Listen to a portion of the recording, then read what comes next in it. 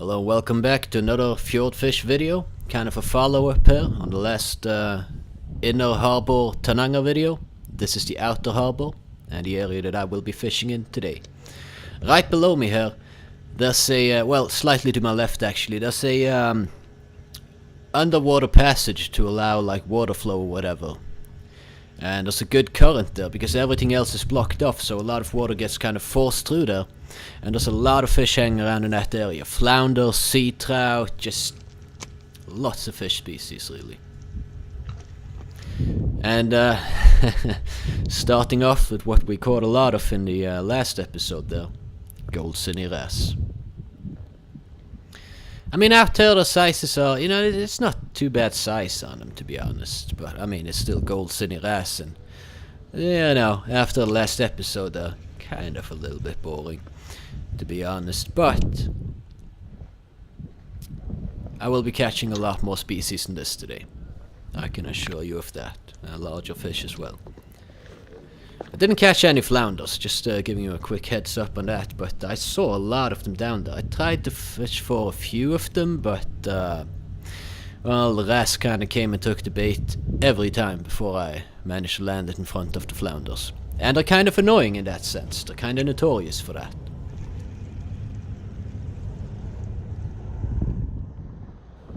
So what do you know?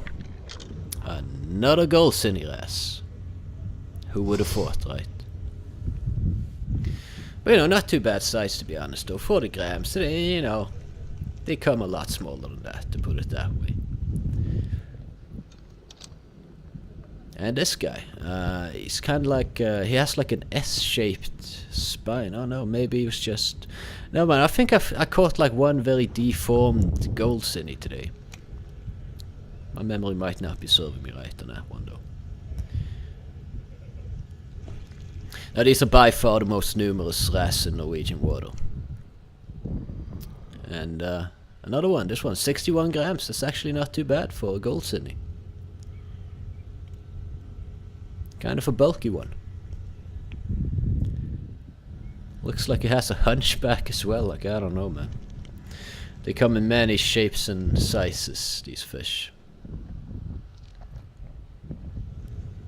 And I caught a rockhook wrasse, which is a beautiful wrasse, tiny wrasse, and I'm kind of surprised actually that I managed to hook it, because the mouths are so tiny.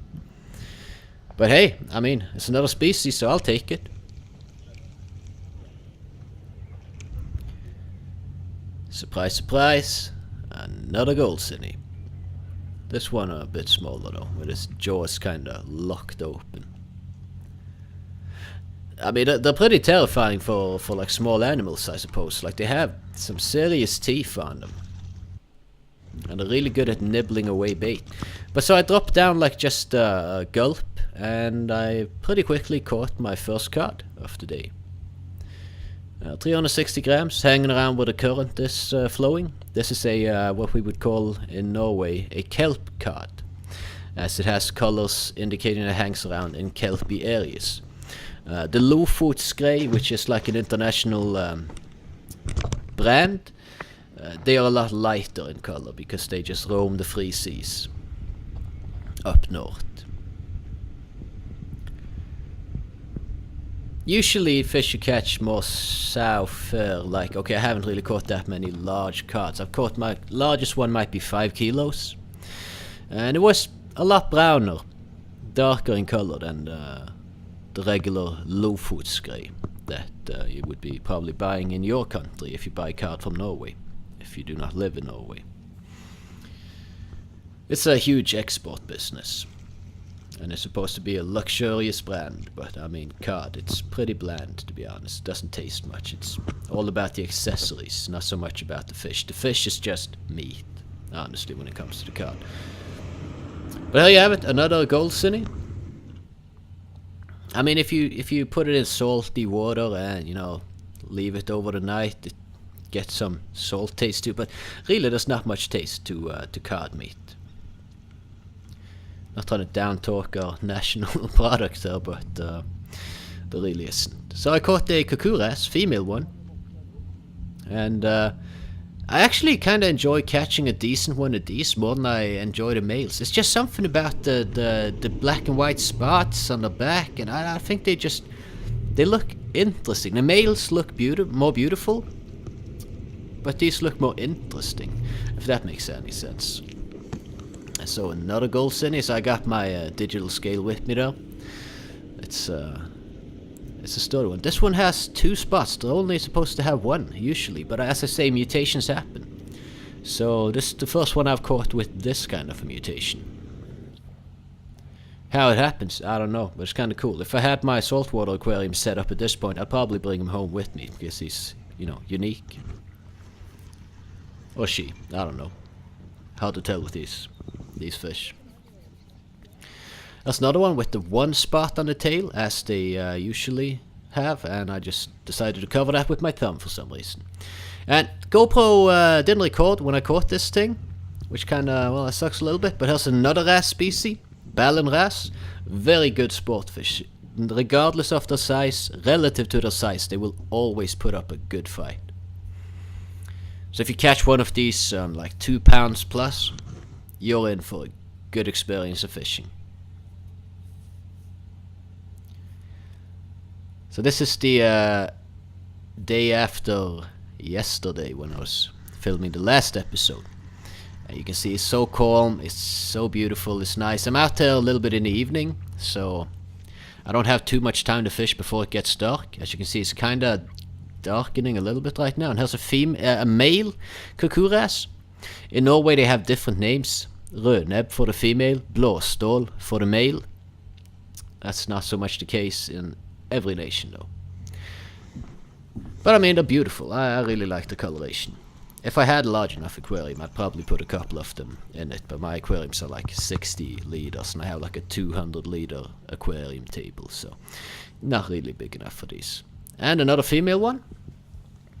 So as you can see, compared to the last episode where I was fishing in the inner bay here, or inner harbour, the fish are larger if you go a little further out. And if you go out to this island that they've built like a wave breaker out to, you can catch probably even larger fish more consistently.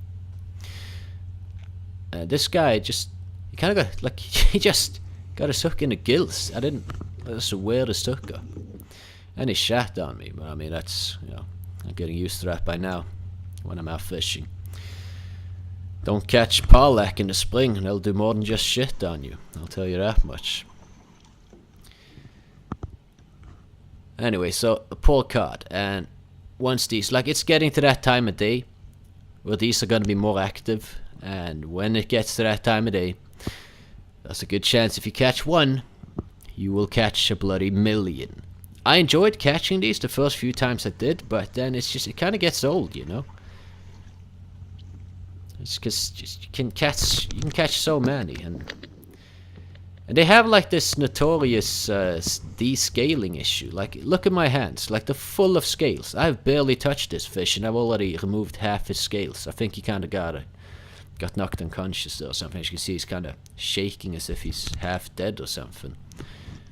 I hope that didn't kill him. I don't think it did though, because I seem to recall releasing him. But I filmed this a year ago, so my memory don't serve me too well.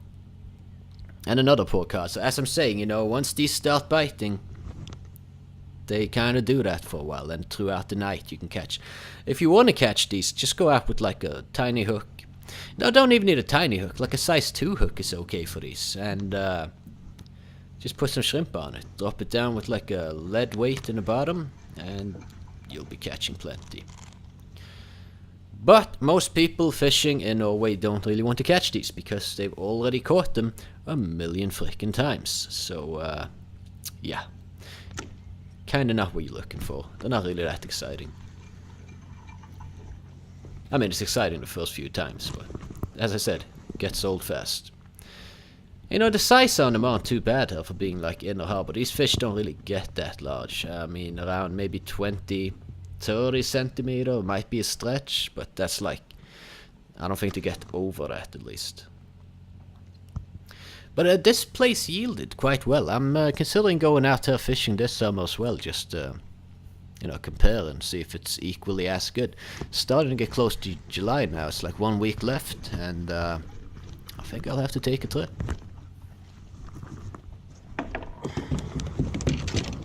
And there you go, another cod. This guy took the bait fairly quickly when I dropped it down. I was fishing with shrimp when I caught this, which tends to be pretty good for a cod. But you can also fish with lures. Green lures, in my experience, are very good for catching cod.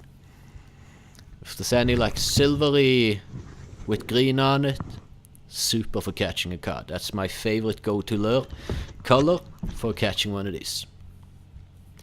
It has provided me well since my early days.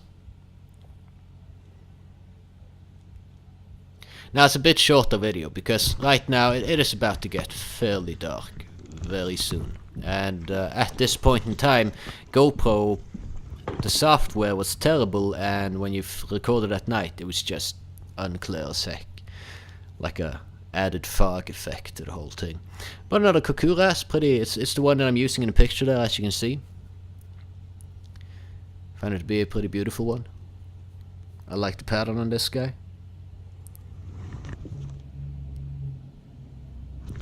And so I catch a few more fish, but as you can see it's getting darker and darker fairly quickly also.